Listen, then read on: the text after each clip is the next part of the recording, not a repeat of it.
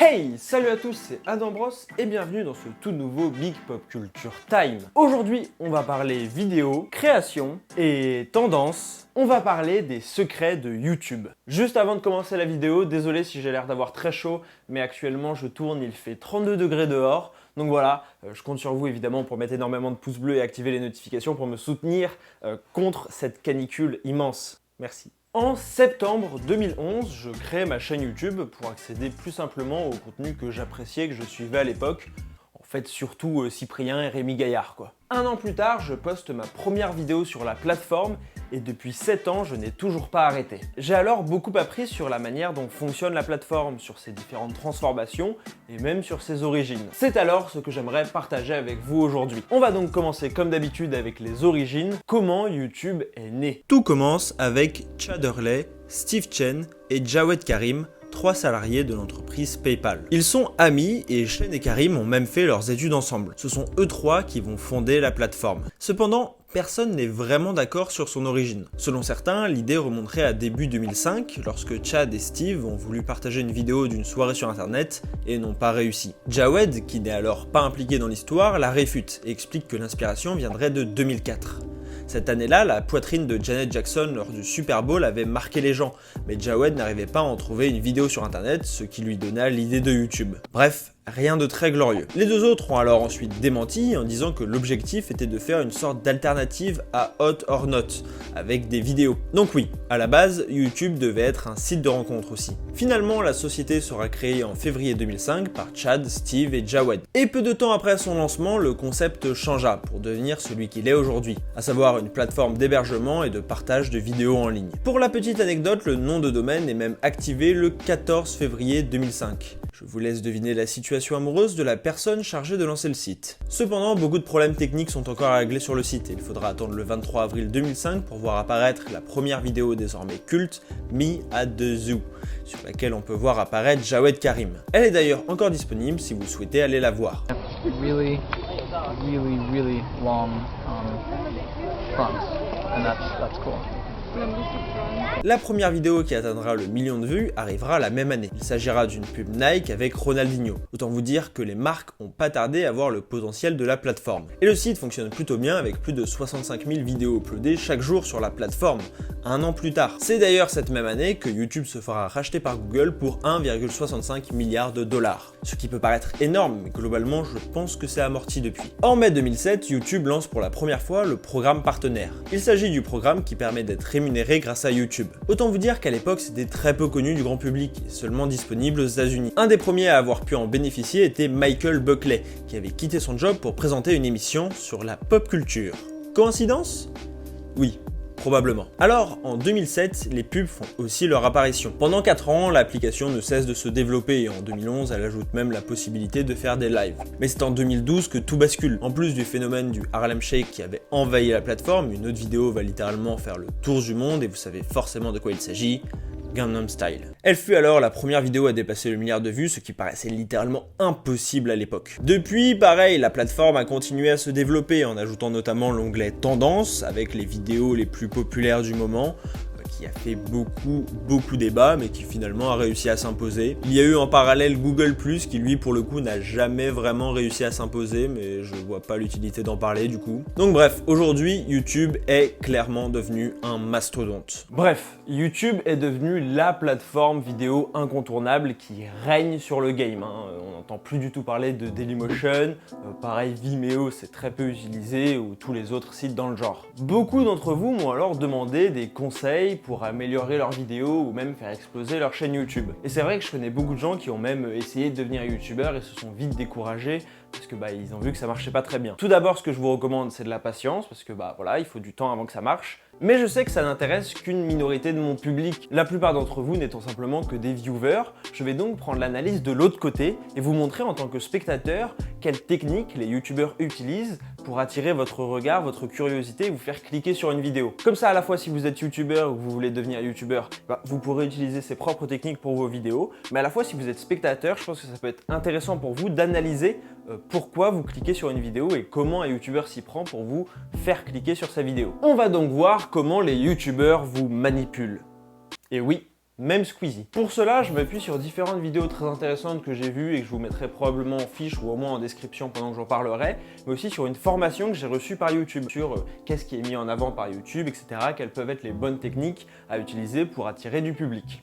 Donc j'ai décidé de les partager avec vous pour que vous puissiez analyser les vidéos. On va donc surtout se focaliser sur les titres et les miniatures, et pas sur le contenu en lui-même, parce que YouTube est une plateforme tellement riche en contenu que ça serait impossible d'analyser un contenu global de YouTube, même si certains codes reviennent. Alors que les miniatures et les titres sont toujours assez proches, assez similaires, et c'est toujours les mêmes techniques qui sont utilisées, quel que soit le contenu que vous regardiez, que ce soit du gaming, de la beauté ou des vidéos réactions. En plus, je sais qu'en tant que viewer, on n'y pense pas forcément intuitivement, mais il faut savoir que les youtubeurs passent beaucoup de temps sur leurs titres, sur leurs miniatures, parfois ils les changent même quand ils voient que ça marche pas très bien. Il y a certains youtubeurs qui prennent même plus de temps pour ça que pour le contenu en lui-même.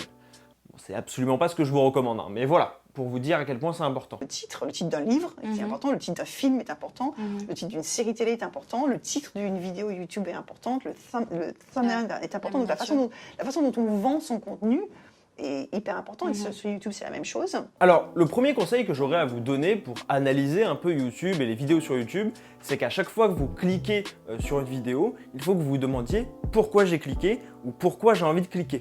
Et inversement, si jamais il y a une vidéo qui vous attire pas du tout, il serait intéressant que vous vous demandiez pourquoi j'ai pas envie de cliquer et pourquoi j'ai pas cliqué. Et là, il peut y avoir différentes raisons, hein. Ça peut être simplement que vous adorez le youtubeur, donc quoi qu'il fasse, vous allez cliquer, ou au contraire que vous l'aimez pas, mais souvent la miniature et le titre entrent en jeu dans cette décision. Comme je vous l'ai dit, je vais essayer de lister les techniques qu'utilisent les youtubeurs, alors je peux pas toutes les lister parce qu'il y en a plein et qu'elles évoluent tout le temps, vous verrez, je vous parlerai de techniques qui marchaient beaucoup avant et qui marchent plus du tout maintenant et inversement, mais voilà, je pourrais pas tout lister, mais en voici quelques-unes. Tout d'abord, le biais de négativité. C'est très important et c'est Marketing Mania qui en a parlé la première fois. Moi je l'ai vu la première fois chez Marketing Mania. Je vous recommande sa vidéo si vous voulez en savoir plus. Je vais vous expliquer quand même ce que c'est. Ça signifie que l'être humain sera beaucoup plus attiré par un contenu qui est tourné négativement que l'inverse. Ça peut paraître assez étrange, mais c'est comme ça. Ça crée un clash, etc. C'est un peu un réflexe qu'on a tous. Beaucoup d'entre nous préfèrent voir Enzo Panda détruire un film plutôt que l'encenser. Et ça s'est vérifié puisqu'il a percé grâce à sa vidéo sur Aladdin où juste il se défoule sur le film. Et c'est loin d'être sa meilleure vidéo, il le dit lui-même. Vraiment, ce film est une merde. Ce film n'est vraiment pas bien. Il ne faut pas aller voir les nouvelles aventures d'Aladin. Ce n'est vraiment pas bien. J'ai d'ailleurs moi-même testé ce biais à plusieurs reprises sur la chaîne. Il faut dire qu'il marche très bien. Par exemple avec la vidéo d'Amixem qui s'appelait l'échec de la Redbox, que j'aurais très bien pu appeler la réussite de la Redbox. Mais elle aurait 2 fois moins marché, j'en suis quasiment sûr. Globalement, c'est pas très beau mais ça marche. Donc si vous voyez un titre qui est tourné négativement, dites-vous que c'est probablement pour vous attirer. Dans le même style, on peut appeler au clash ou à la confrontation en citant un autre youtubeur dans le titre et en disant par exemple droit de réponse. Ça cartonne aussi, mais c'est vrai que c'est souvent lié au drama, on en parlera juste un peu après. Comme l'explique très bien le créatif dans sa vidéo sur PewDiePie et T-Series, le fait de créer une confrontation, ça va fédérer une communauté contre un ennemi commun. C'est-à-dire que d'un seul coup, tous les gens se sentiront concernés par la chaîne, seront beaucoup plus engagés, et plus d'engagement dit plus de mise en avant par YouTube. D'ailleurs, il faudrait que je trouve un ennemi pour ma chaîne. Dites-moi en commentaire quel youtubeur il faudrait que je fasse en ennemi numéro 1 de la chaîne et qu'on puisse se fédérer contre cet ennemi pour faire exploser ma chaîne YouTube. Si jamais un jour vous êtes pris dans un drama, ou si jamais un jour vous suivez un youtubeur qui est pris dans un drama, vous remarquerez que là d'un seul coup il n'y a plus du tout de majuscules, des titres très sobres, pareil pour la miniature qui est souvent juste une capture de la vidéo, voire même parfois certains qui exagèrent en faisant un photomontage pour faire croire qu'ils pleurent dans la vidéo.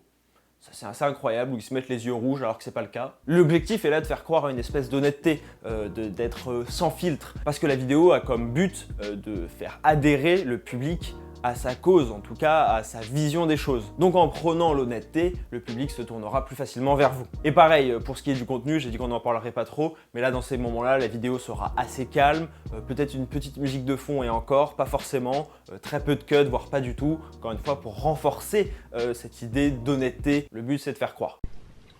I've made a severe and continuous lapse in my judgment and I don't expect to be forgiven.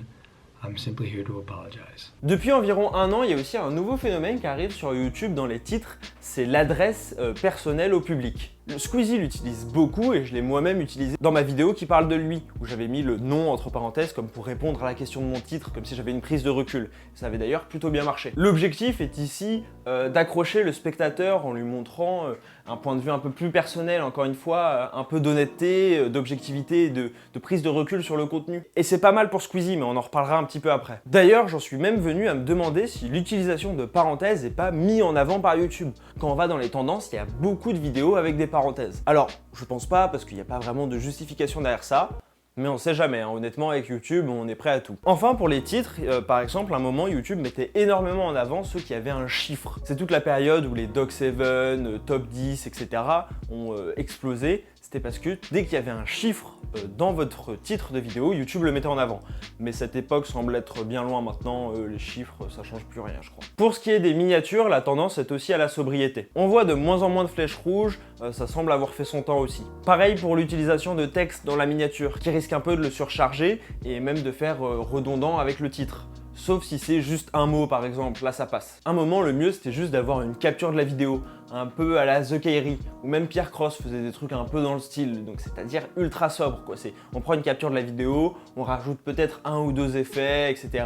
Mais le but c'est encore une fois l'authenticité. Il y a un truc qui est vraiment recherché là-dedans par les youtubeurs, c'est d'essayer de montrer qu'ils sont authentiques auprès de leur communauté. Bon après quand on prend une capture de la miniature, c'est souvent une capture qui est très bien choisie, avec une tête exagérée, pas trop non plus pour pas que ça devienne ridicule, quoique parfois ça le devient presque, mais en tout cas voilà, l'objectif c'est quand même de montrer qu'il se passe quelque chose d'intéressant dans la vidéo et qu'on va pas cliquer sur une vidéo mensongère. Donc en montrant une miniature qui est directement extraite de la vidéo, les gens savent qu'ils vont retrouver ça dans la vidéo. Enfin, en tout cas, espère. Bref, voilà, je vous ai donné vite fait les bases pour analyser. J'espère que ça vous servira, que vous soyez youtubeur ou même viewer, pour savoir un peu comment un youtubeur essaye de vous accrocher. Maintenant, on va passer à la pratique et j'ai pris 5 exemples. J'ai alors choisi des youtubeurs actifs du top 20 français. On a donc Squeezie, Thibaut InShape, Natou, McFly et Carlito. Et enfin, Amixem. De plus, leur chaîne fonctionne très bien, donc j'imagine que leurs titres et leurs miniatures sont plutôt à suivre et plutôt des bons exemples. Pour Squeezie, on va prendre sa dernière vidéo sur Twitter. On voit que la miniature est assez sobre, il y a une tête exagérée, mais bon, c'est pas non plus incroyable. 2-3 effets et c'est tout. C'est simplement lui avec des screens, comme je l'ai dit, il y a un petit effet pour mettre en avant les screens et le décor est flouté pour le faire ressortir en fait. C'est une technique que j'utilise assez souvent en fait. Moi je colorie mon décor quand lui il décide de simplement le flouter. Les deux fonctionnent très bien. Ensuite le titre est intéressant parce qu'il est en minuscule et ce qui est assez rare sur YouTube où d'habitude on met en majuscule en se disant que ça va plus attirer l'œil. Mais en fait Squeezie il fait ça dans une démarche qui est assez particulière puisqu'il y a 1 an ou 2 il a voulu faire table rase du passé, se détacher de cette image du youtubeur putaclic ou qu'on fait des tonnes à chaque fois, qui exagère beaucoup trop avec notamment des gros titres en majuscule à guicheur. Et donc voilà, maintenant il met beaucoup plus en minuscule comme pour dire voilà, moi mon but c'est pas de faire des vues. Même si bon, c'est pas totalement vrai, mais voilà. J'ai commencé les vidéos pour délirer à plusieurs, pour m'amuser à plusieurs, et puis au bout d'un moment, je me suis très vite rendu compte qu'à l'époque, pour marcher sur YouTube, il fallait faire du contenu fréquemment. Il fallait en sortir des vidéos souvent, peu importe les vidéos, il fallait en sortir. Donc je suis rentré dans ce truc-là de faire plusieurs vidéos par semaine. Et comme je vous l'ai dit tout à l'heure, il y a l'utilisation des parenthèses pour adresser un message personnel. Alors voilà, c'est aussi un moyen pour Squeezie, je reste authentique. Effectivement, je suis un des plus gros youtubeurs de France, mais c'est quand même moi qui continue à choisir les titres de mes vidéos. La preuve, je vous ai mis un petit message personnel dedans. Je pense que c'est dans cette démarche. Ça peut être conscient ou inconscient de sa part, hein. Mais en tout cas, je pense que c'est ça ce que ça fait ressentir aux viewers. Mais surtout, dites-moi, vous, pour chacune des miniatures, pourquoi vous avez envie de cliquer et selon vous, quelle est l'analyse que vous faites du titre et de la miniature de Squeezie. Pour Thibaut InShape, on prend sa dernière vidéo, je tire avec un vrai tank. La miniature est ultra sobre car on dirait simplement une capture de la vidéo comme je vous l'ai dit tout à l'heure. Capture qui est en effet retouchée pour mettre l'effet de l'explosion qui n'est pas réel mais qui pourrait tromper un enfant. Il faut se souvenir que le public de Thibaut InShape est assez jeune, peut se dire que c'est une vraie photo qui est tirée de la vidéo et se dire waouh, c'est assez impressionnant, j'ai envie de voir cette vidéo, j'ai envie de voir ce passage. Le titre lui ne se cache pas du tout d'être aguicheur avec les grosses majuscules et les 2 points d'exclamation pour bien montrer que c'est incroyable. Le mot-clé en jeu ici est vrai. qui enlève l'hypothèse du tank de jeux vidéo. Cette technique était notamment employée, il me semble, par le Blédart, qui mettait des titres ultra aguicheurs et qui les justifiait en fait par une action dans un jeu vidéo. Par exemple, il disait « je suis poursuivi par la police », en fait c'était dans GTA, il était poursuivi par la police. Là, avec l'adjectif vrai, on sait que ça va être un vrai tank, que ça va pas être juste « je joue à World of Tanks ». Pour Amixem, la miniature a la même photo de lui que pour les autres épisodes de cette même série, devinez le bon logo. Cela permet un petit rappel au viewer qui a sûrement déjà vu cette vidéo, en plus c'est probablement une vidéo qui a bien marché puisqu'il fait une suite, et donc il sait qu'on est plus facilement attiré par quelque chose qu'on a déjà vu. Mais à la fois il rajoute le hashtag 3 pour montrer qu'il ne s'agit bien pas de la même vidéo mais bien d'une suite. Ensuite sur la miniature, la mise en contexte avec les deux logos qui sont clairement très compliqués à différencier, est parfaite parce qu'on voit toute la difficulté du jeu et même encore plus, on a envie de connaître la réponse. Sérieusement, lequel de ces deux logos est le bon? Aujourd'hui, je pourrais pas vous le dire. Et donc j'ai envie de voir la vidéo, ne serait-ce que pour avoir la réponse. Le titre est ultra classique avec des majuscules, mais on soulignera bien l'utilisation du EZ. Il s'adresse donc directement à son public. Devinez le bon logo. Donc encore une fois, ça implique son public. Et comme je l'ai dit, le hashtag montre qu'il compte les émissions.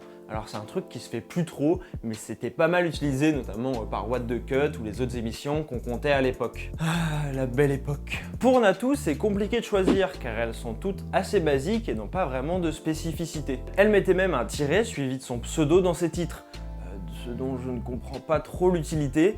Peut-être qu'à l'époque ça marchait mieux pour faire se souvenir le public que c'était bien Natou qui avait fait la vidéo, mais aujourd'hui on voit le pseudo juste en dessous, donc je comprends pas trop. Si quelqu'un a une explication, n'hésitez pas, à votre avis, pourquoi Natou met un tiret suivi de son pseudo. En réalité, je pense qu'il faut comprendre que Natou a une fanbase qui est vraiment déjà très forte et très consolidée. Du coup, elle a quasiment garanti 1 million de vues, quoi qu'elle fasse, quel que soit le titre ou la miniature de sa vidéo. Et elle n'est pas du tout dans cette démarche d'aller chercher un nouveau public ou même de trouver des nouvelles astuces pour avoir des nouveaux titres et miniatures super accrocheurs, etc. Donc elle reste très classique comme elle a toujours fait.